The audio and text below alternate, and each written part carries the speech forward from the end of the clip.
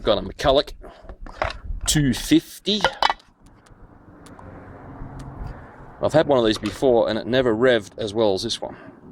I bought a brand new air filter for it, as you can see, nice and clean. It came from America. Got a new spark plug for it, a JD8J. Oh, hang on, a DJ8J. Pretty clean inside the carburetor area.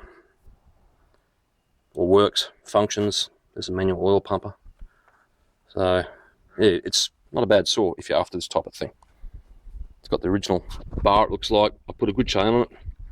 It's got the original McCulloch bar sheath. So, as you saw, the revs, it's meant to rev only 6,000 revs, but before I had it going close to 8. So I'll put him up on eBay. I might try and do a cut with him first.